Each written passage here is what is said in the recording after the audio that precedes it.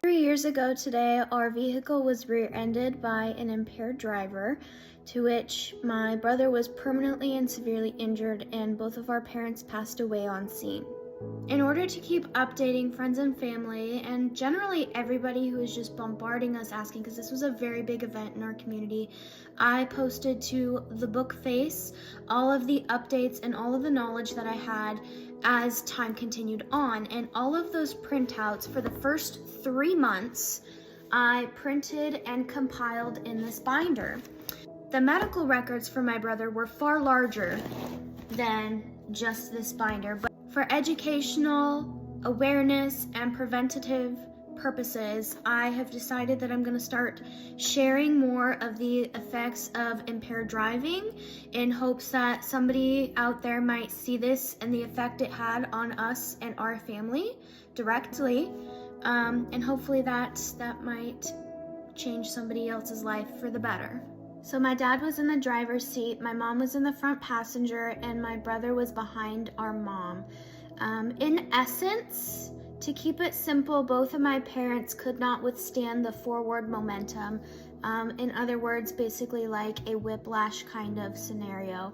My brother was found underneath my mom's seat, and the side of the car and the back of the car were completely smashed, that in order to get my brother out, whom they really didn't know whether or not he was alive, but to check on him to make sure, they had to remove my mom and remove my mom's seat in order to get to him.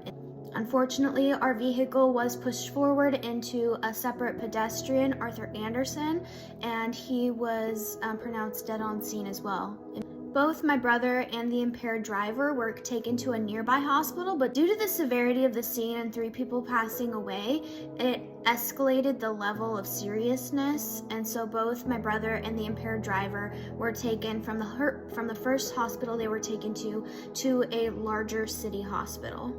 It was then where my brother went into emergency surgery to save his life, where they opened him up about a foot to see what was going on with all of his internal organs. He had several broken bones, just bruises head to toe, glass, blood. It was not the prettiest sight I've seen him in when I entered the ICU room after he came out of surgery.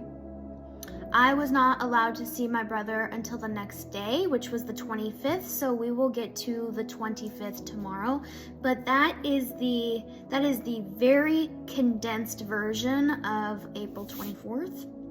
And again, as we continue this series, I really truly hope that this will impact and educate and hopefully prevent more impaired driving crashes. I don't call them accidents because impaired driving is never an accident.